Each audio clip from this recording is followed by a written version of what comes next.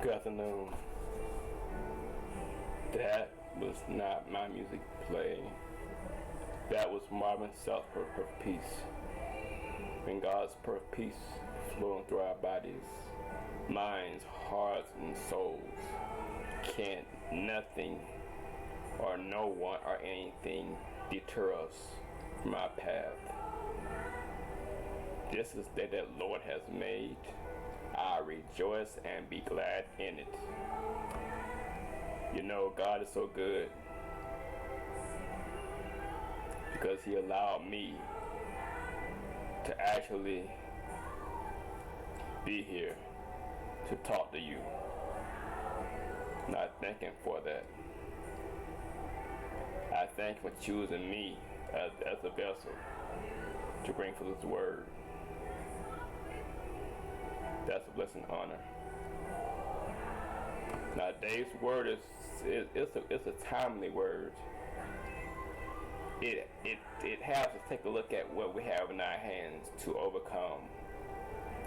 Because sometimes what's in our hands can bring us victory. It can be a small little thing, but with God's power working in it, and with our faith in God, we can be delivered.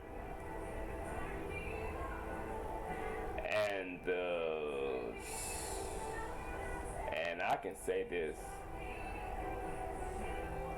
God has used small things in my life to deliver me. And talk is what's in our hands, because our hands, I'm including me in that too. Because I have to see what's in my hands to make me have victory in my life. Victory in my life. So I'm not just talking to you, I'm talking to myself too.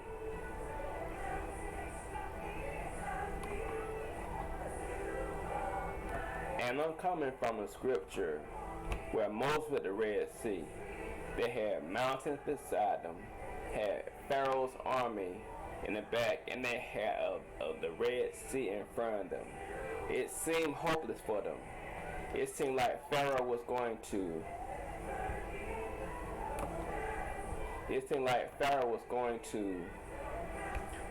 overtake them and take them back into slavery.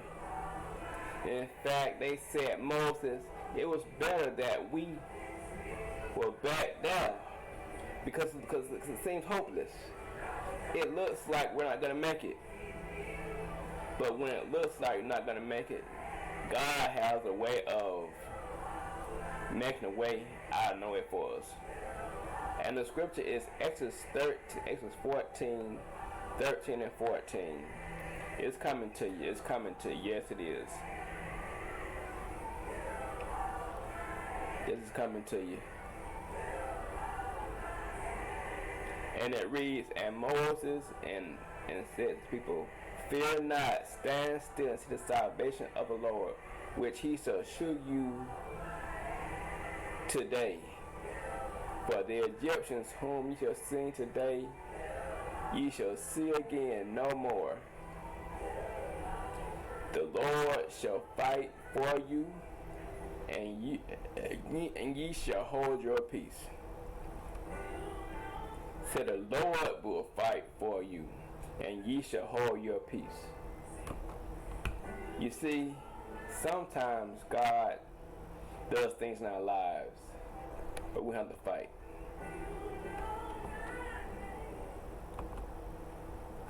And this next verse is Exodus 14:16. And this is Moses. But lift up thy rod and stretch out thy hand over the sea. But lift up thine rod and stretch thy hand over the sea, and divide the waters, and the children of Israel shall go on dry land through the midst of the sea. Whoa. You see, Moses had a little rod in his hand, a walking stick that he used.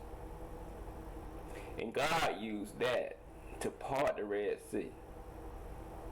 What's in our hands? What do we have What do we have in our hands? It can be something so small, but God can use it to bring us out. Ask David.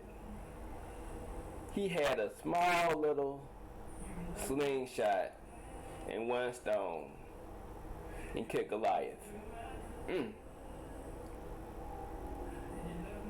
Samson used a jawbone of an animal to kill the Philistines. Sometimes our victory is because we're not using what we have in our hands. If we want to use what we have in our hands, just listen to God. God is saying, I have given you everything you need to overcome. God is saying, it may be a small little book in your hand. And that book may give you enough knowledge to start your own business. It may be your ability to sing. It may be something you think is insignificant, but God sees it as something great in your life. So let's take a look and see what's in our hands and see what God has for us.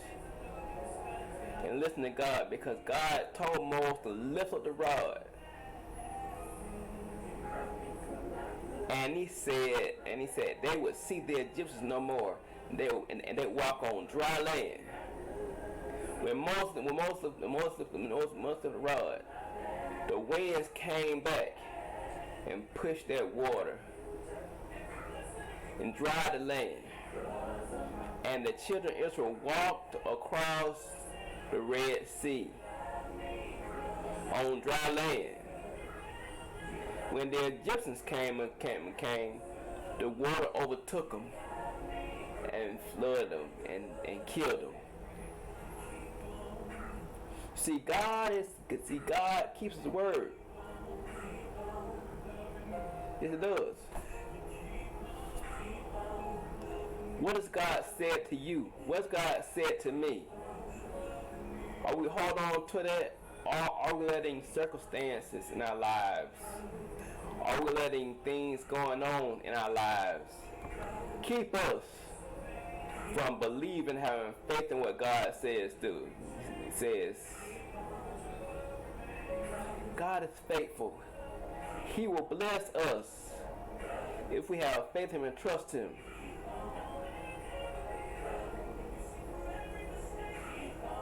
Look at Ruth. She went to a field picking up excess grain. She got a husband named Boaz. She had hard work and a pure heart. And that got her and Naomi the means to sustain themselves in an environment where the men were powerful.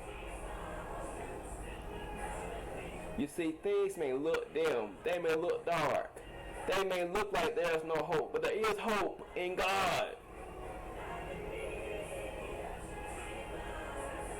Many days when I was in the hospital, not able to walk, not able to talk, I was writing things out to people because I couldn't talk. I got discouraged. But today, I'm walking, talking, and doing things others can't do because of God's power. God's power is great.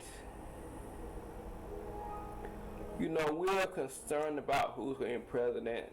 That's all well and fine.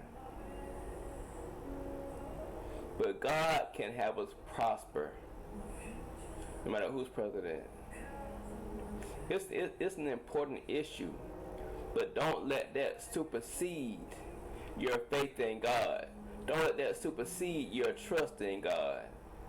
Don't let that make you and I lose hope in this world. God used a walking stick that Moses walked on to deliver the children of Israel from the Egyptians. Let's take a look in our lives and see what we have.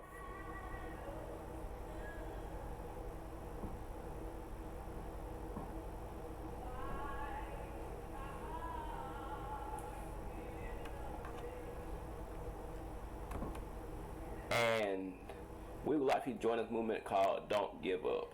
There's no membership fee, no hazing, nothing like that. All we ask that you encourage someone else. Just give them a kind word, a smile, maybe a little note to make them feel special. Tell your testimony, because your testimony can encourage someone and keep going. Don't give up. Tell them don't give up. Because they're one hop or skip away from victory. You know when you move to a dark tunnel, if you stop moving, you'll never reach a light. Because there's a light at the end of the tunnel eventually. But we stop in that dark tunnel, we'll stay in darkness forever. We keep pushing, praying, praise until something happening. And here's the information to join the movement. You can email me.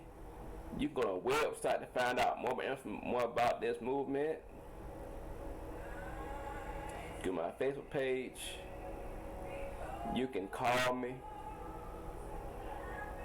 I just want to encourage everyone to stay on the path that God has for them. If we stay on that path, God can and will.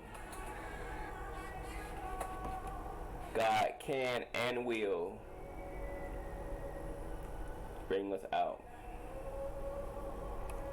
Or He may give us the strength and power to endure.